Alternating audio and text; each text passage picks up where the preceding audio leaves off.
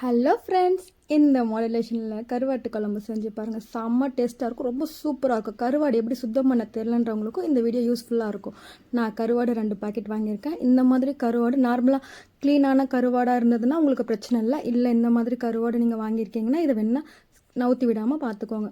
நான் ஃபஸ்ட்டு வெறும் வானலில் கருவாடை மட்டும் போட்டு கொஞ்சம் ஹை ஃப்ளேமில் வச்சுட்டு நல்லா வறுத்துக்கோங்க.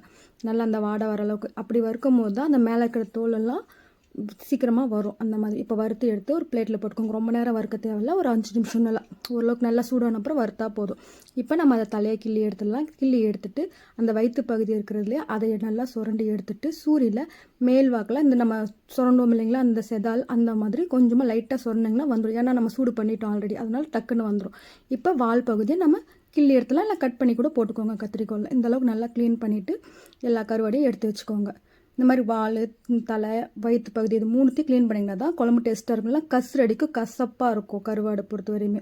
இந்த மாதிரி எல்லா கருவாட்டையும் நம்ம க்ளீன் பண்ணி எடுத்து வச்சுக்கலாம். அவ்வளோதான். இந்த அளவுக்கு நல்லா க்ளீன் பண்ணிவிட்டு இப்போ பார்த்திங்களா எடுத்தாச்சு.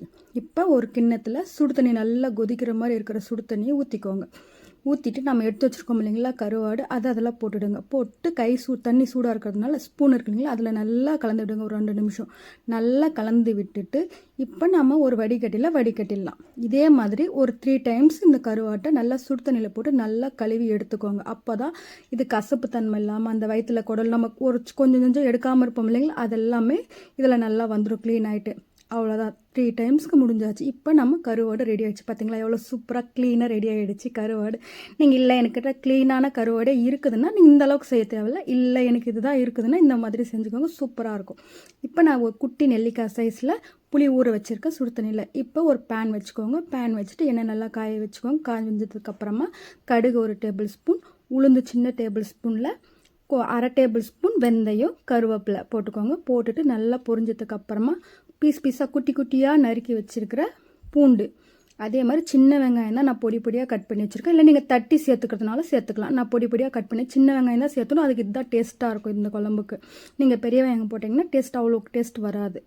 அப்புறம் தக்காளி, ஒரு மீடியம் சைஸ் தக்காளி, ஒரு 3 தக்காளியாட்டம் நான் கட் பண்ணி எடுத்து போட்டிருக்கேன். போட்டுட்டு லைட்டாக உப்பு போட்டுக்கோங்க. உப்பு போட்டு நல்லா வதக்கிட்டிங்கன்னா தக்காளி இந்த அளவுக்கு குழஞ்சி வரணும். அந்த அளவுக்கு நல்லா வேக வச்சு எடுத்துக்கோங்க. இப்போ தனியாக தூள் இருக்குங்களா, அது 3 டேபிள் ஸ்பூன், குழம்பு தனி மிளகாத்தூள் 2 டேபிள் ஸ்பூன். ஏன்னா நம்ம புளி ஊற்றுறதுனால காரம் கொஞ்சம் தூக்கலாக இருந்தால் தான் கருவாட்டு குழம்பு சூப்பராக இருக்கும். இல்லை உங்களுக்கு காரம் கம்மியாக வேணும்னா 1 டேபிள் ஸ்பூன் கூட போட்டுக்கோங்க. மஞ்சள் கொஞ்சம், நான் புளி கரைசல் ஒரே ஒரு குட்டி கப் அளவுக்கு நான் ஊற்றிருக்கேன். ஊற்றிட்டு நல்லா கலந்து விட்டுடுங்க. கலந்துட்டு தண்ணி எந்த லெவலுக்கு தேவையோ, எனக்கு கொஞ்சம் கெட்டி பதமாக வேணுன்றதுனால தண்ணி கொஞ்சம் சேர்த்து ஊற்றிருக்கேன். உப்பு தேவையான அளவு போட்டுக்கோங்க. ஃபஸ்ட்டு நான் போடும்போது கொஞ்சமாக தான் போட்டுட்டு இப்போ நல்லா கலந்து விட்டுடுங்க. கலந்து விட்டுட்டு ஒரு 10 நிமிஷம் நல்லா கொதிக்கட்டும். இந்த அளவுக்கு நல்லா கொதி வந்ததுக்கப்புறமா திரும்ப முடியுங்க. தண்ணி கொஞ்சம் கலந்து விட்டிங்கன்னா தான் அடி பிடிக்காமல் இருக்கும். ஹை ஃப்ளேமில் வைக்கிறதுனால கொஞ்ச நேரம் விட்டு எடுத்து பாருங்கள். அவ்வளோதான், அவ்வளோ குழம்பு ரெடியாகி வந்துடுச்சு. இப்போ பார்த்தீங்களா சூப்பராக இருக்குது. இப்போ நம்ம எடுத்து வச்ச கருவாடை இதில் போட்டுடலாம். போட்டுட்டு ஒரு 10 நிமிஷம் கொதிக்கட்டும். நல்லா இந்த கருவாடை வேகணும் இல்லைங்களா, இந்த அளவுக்கு 10 நிமிஷம் கொதிச்சாதான் டேஸ்ட்டு சூப்பராக இருக்கும். கருவாட்டு குழம்பு பொறுத்தவரை இந்த மாடுலேஷனை செஞ்சு பாருங்கள், செம்ம டேஸ்ட்டு சூப்பராக இருக்கும். ஒரு 10 நிமிஷம் கழித்து எடுத்து பாருங்கள். எண்ணெயெல்லாம் பிரிஞ்சு மூடி வச்சுட்டு எண்ணெயை எடுத்து பாருங்கள். எண்ணெயெல்லாம் பிரிஞ்சு செம்ம டேஸ்ட்டான சூப்பரான கருவாட்டு குழம்பு ரெடி ஆகிடுச்சு. வாவ், பார்த்தீங்களா சூப்பராக இருக்க. கொஞ்சமாக கொத்தமல்லி தழை தூவி விட்டுட்டு எடுத்துருங்க. அவ்வளோதான், கருவாட்டு குழம்பு ரெடி. வாவ், சூப்பரான கருவாட்டு குழம்பு. இந்த மாதிரி வேணா 1 டைம் செஞ்சு தான் பாருங்களேன், சூப்பராக இருக்கும். செஞ்சு பார்த்துட்டு எப்படி இருந்தது கமெண்ட் பாக்ஸில் போடுங்க. வீடியோ பிடிச்சிருந்தா லைக் பண்ணுங்கள், ஷேர் பண்ணுங்கள், சப்ஸ்கிரைப் பண்ண மறக்காதீங்க. அடுத்த வீடியோவில் பார்க்கலாம்.